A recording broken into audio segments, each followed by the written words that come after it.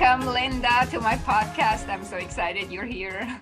Thank you, Conny. I'm excited to be here too. Yeah, it is exciting what we're talking about today. But before we dive in, let's talk a little bit first. Who is Linda? Good question. I'm still figuring that out. We all do.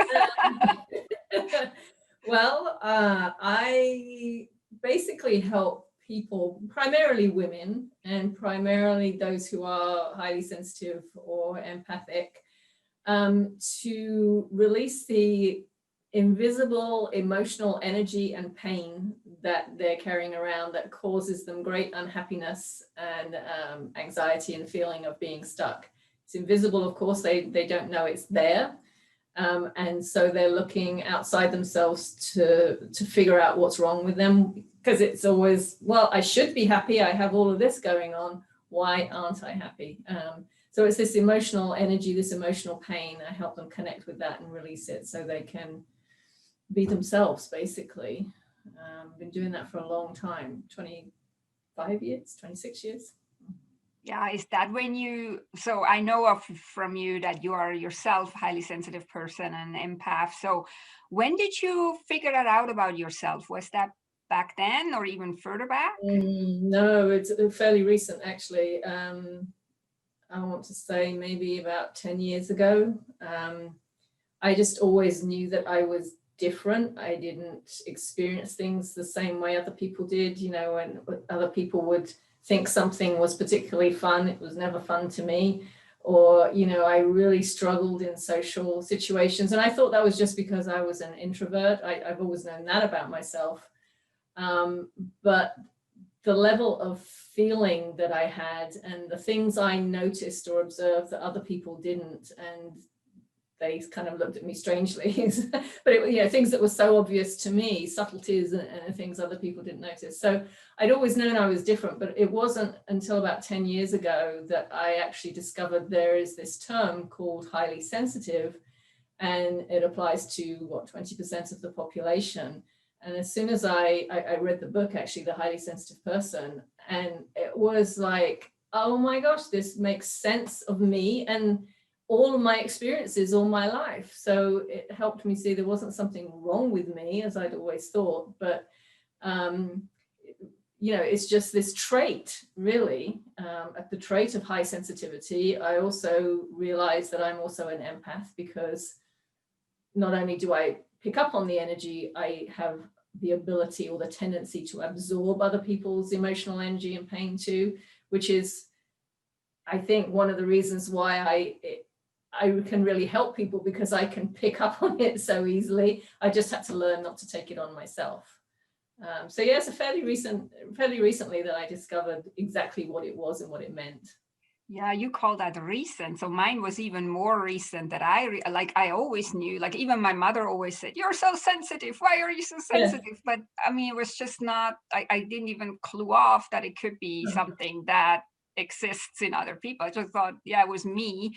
And I take everything more serious, or like this taking on of energy of other people. I had that always. I always had trouble in social situations, although without knowing, sometimes I would be coping better with it, and other times not so good, and not knowing why, you really thought, oh, today something is wrong with me, you know. Right. It helps so much to know it finally. So maybe for the listeners who have no clue what a highly sensitive or HSP person or an empath is, how do you define it? Well, you wouldn't, like you said, if growing up people said to you, oh, you're too sensitive, don't take things so personally, or you're too serious. That's one they always used to say to me, you're too serious. You know, because highly sensitive people have very analytical minds. They think a lot. And so that gives us the appearance of being very serious. People were always saying to me as I was growing up, oh, cheer up. And I think, why are they telling me to cheer up? There's nothing wrong with it. I'm fine. But it's that, you know, it's that overthinking. So overthinking, you've probably been told you're too sensitive at some point. You feel things very deeply. And it's not just about being emotional. It's just that you can pick up on other people's emotions very often, even just the slightest thing, like a facial expression, or somebody's saying one thing, but they don't really mean that. You see behind things. I always think of it as the energy behind something, what's really going on. So those are some of the traits you probably have experienced. And also this what other people perceive as you taking things too personally. It's that you feel it so deeply, so it does feel very personal. And so it's hard not to take things personally until you really, really learn how to do that. And then the empath piece simply means that you feel all of that and more, really, but you don't just notice things and pick up on things, you take them on, so they become yours. And then it becomes really hard to know what's yours and what isn't yours. And that's when people can really struggle, because you're trying to do some healing work or release things, and you're doing all this work and you don't seem to ever be making any progress. Well, it could be because what you're dealing with here is not yours. Actually, it's pain you might have taken on from your parents. It could be siblings, it could be other people close to you, or even people at work. So we pick up on things and then have the ability to absorb them. So if any of those things sound at all familiar, then chances are you have the trait of high sensitivity. Yeah, and that's actually how I figured out that I go into this category. And I said to you before we started the recording that I don't like to be put in drawers or put labels on. But on the other hand, it helps so much when you finally clue off what's going on. And this is one piece that helped me actually figuring out what was going on, this piece of taking on the energy of other people.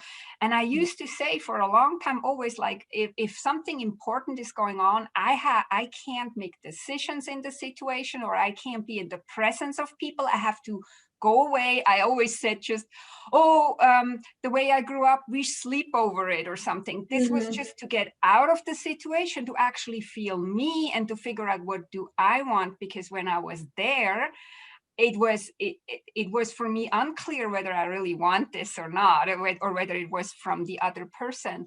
And this was my door into this whole figuring out, oh, wait a second, now I understand what's going on here. And then when you know what's going on, then you can have different approaches to situations like this. You don't have to say, oh, I have to go home and sleep over it. You can do it different, But this was kind of unconsciously my protecting mechanism, because I got into situations where afterwards I'm like, oh my God, what did I do, kind of thing. And I didn't even notice in the situation that it wasn't mine. So I think, and do you feel like it's more and more a topic also in the mainstream, this whole highly sensitive and empath, or is it just because I figured it out now that I see it everywhere? It is becoming more mainstream. So the original research, I think, was done by Elaine Aron, who literally wrote the book, The Highly Sensitive Person. And I think that was about 20 years ago that she started that research and published it, and then published her book. And since then, as more and more people like us have discovered this is who they are, more and more is being written about it, more research is being done into it. They're doing brain scans of, and reporting on what they find. So it is becoming more mainstream. It's got a long, long way to go, because a lot of people are just hearing about it and just discovering it. And of course, there's that. It's unfortunate because the term for it, the scientific term, is sensory processing sensitivity. Means we have heightened senses. It basically means we are wired differently. Our brains and our nervous systems are wired differently. And that has, the phrase highly sensitive person has been coined from that, which is good and bad at the same time, because people hear that word sensitive and that it's an immediate negative response, because people think of sensitive, oh, they're weak, oh, they cry all the time, things like that. They're very fragile. I will tell you that, well, one of the things I realized when I discovered I am highly sensitive, I looked back on my life and my work and I thought, oh my goodness, I've been working with highly sensitive people all this time. Most of my clients are highly sensitive. I did not know that. And so I will tell you that highly sensitive people are the strongest people I know. They've had to be because of everything they've had to put up with. I mean, when you're only part of 20% of the population and the other 80%, you know, if you're surrounded by people who are not highly sensitive, they have no concept of what it means to be highly sensitive. They can't. It's just not within their experience. Yeah, it's not their fault either. No, it's not their fault. And so you've been made to feel that there's something wrong with you all your life, probably, like I was. And getting through life and functioning even somewhat successfully with this deep-seated belief that really there's something wrong with you because you're not like everybody else, that takes strength. It actually takes a lot of courage too. So it's not a weakness, you know, it's actually a tremendous strength. But yes, it is coming more into mainstream. And, you know, that's one of the things I want to do is just really help talk about it. Let's show people it's a trait. It's not a disorder. It's not that there's something wrong with people. We're just wired differently. That's it. Yeah, totally. I too, since I figured it out, I'm realizing more and more. Oh, this person is like because you spot it then better in the other person because you know where. Or it's like, don't think of a pink elephant, and now everybody thinks of a pink elephant. So it's like you become so much more aware, and it's constantly here. Now we're coming through a horrendous year in a way. No, like 2020. Was special on so many levels. Let's say special.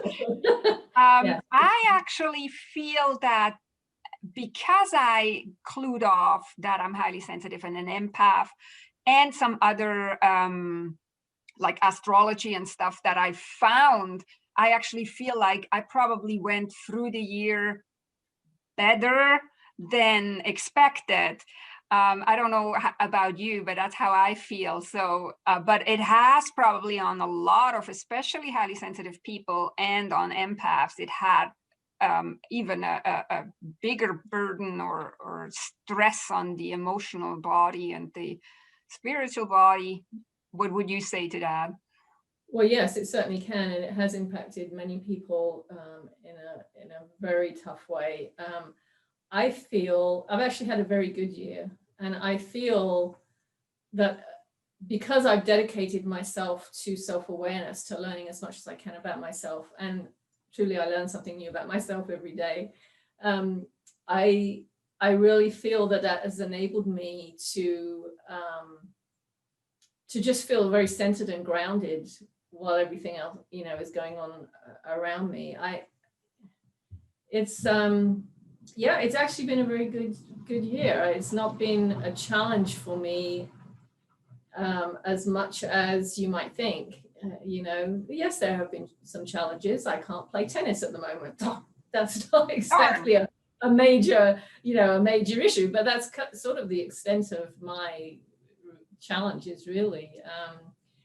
It has actually been very good for me because, in many ways, because a large part of my work is doing things like this, doing things online. And I've been doing that for a long time. And a lot of people I worked with weren't necessarily confident and comfortable with doing things like this, you know, getting onto a Zoom call or being part of a webinar or something like that.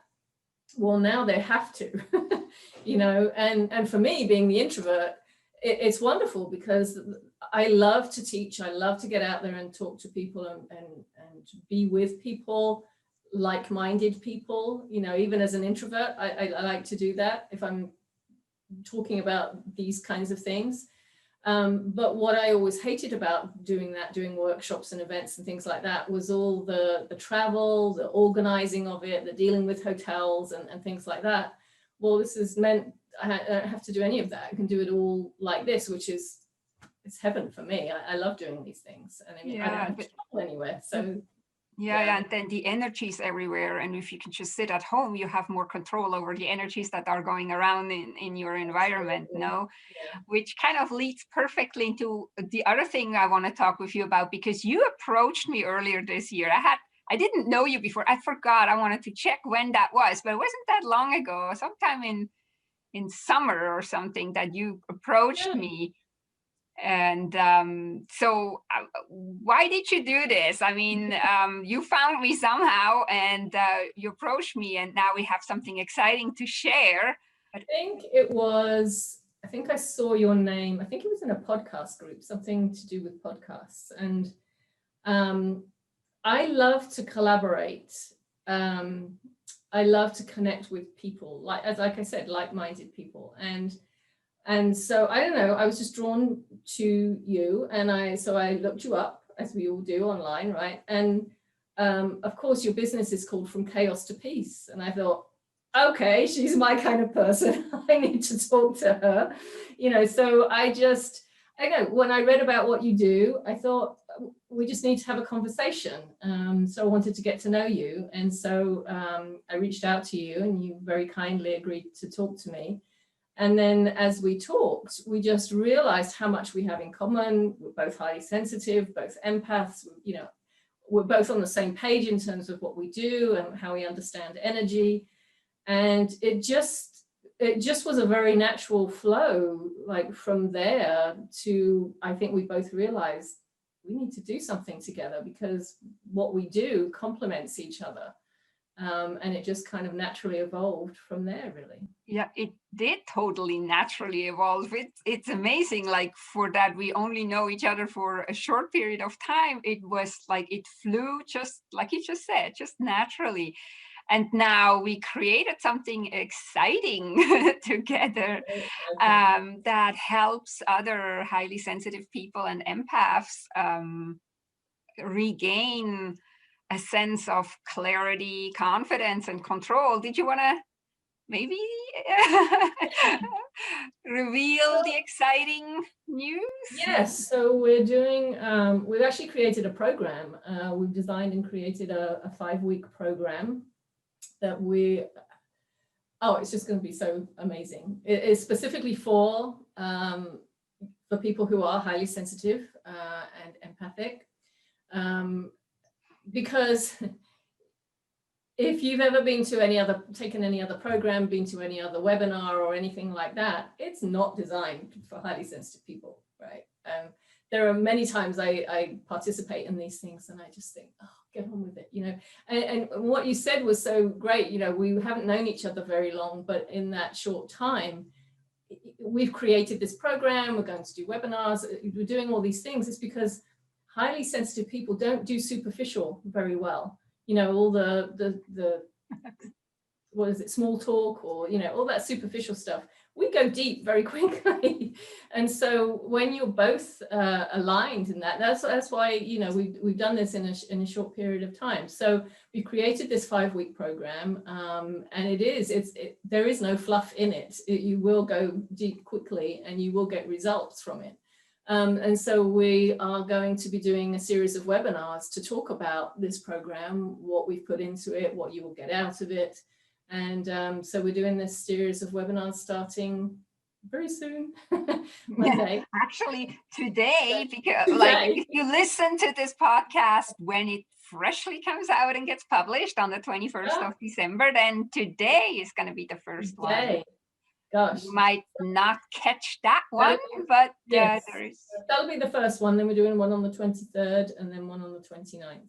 29th, We're doing it to cover as many time zones as we can, so people in different countries can attend. But I mean, I think that's so typical of highly sensitive people, and it's something I've experienced a lot when I look back at my life. It's like many people have said to me, I talk about something one day and then I've done it, I've created it, and they say, how did you do that so quickly?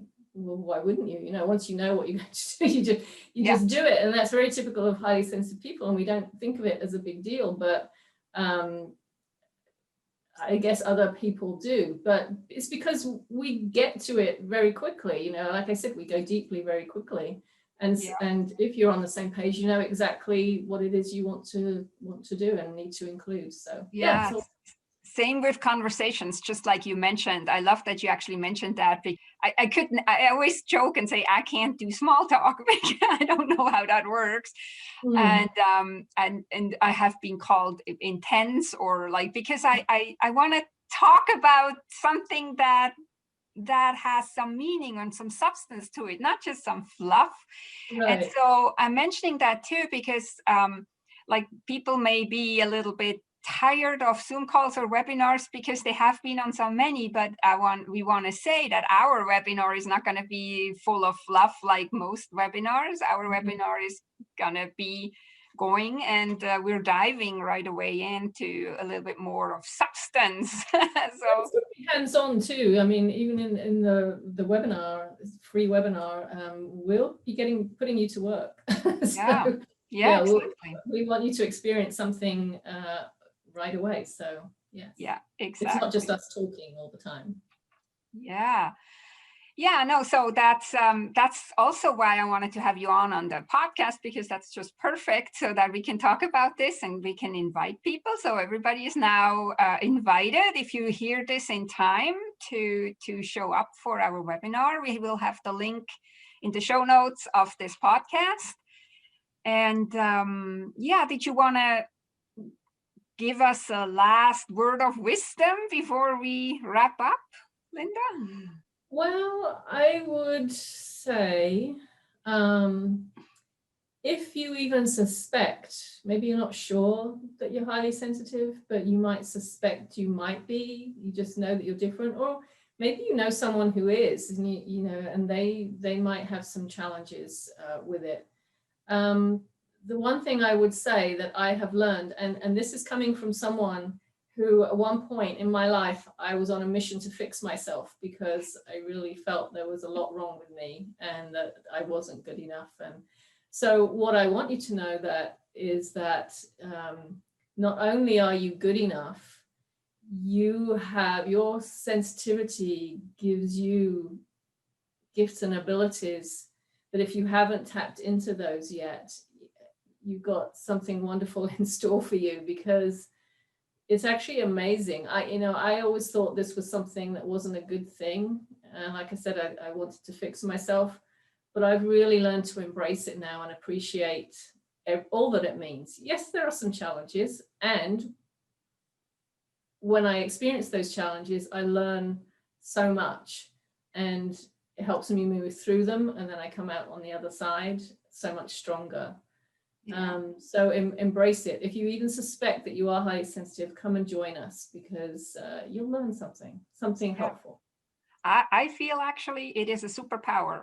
We just have to learn how we can use it. No, it's like with any superpower, we have to learn how to use it. And I believe, like, that's my experience, since I know that I'm highly sensitive and an empath. It is a superpower, but because it's a superpower, we have to learn how to use it. And so Linda and I would really love to show you and help you start using it and start learning using it. Yeah, so it was really a pleasure, Linda, and I'm looking forward to our webinars. They're going to be amazing, and of course the program. But yeah, thanks for coming on to my podcast and talk about this. Thank you. Looking forward to it. Bye-bye. Bye.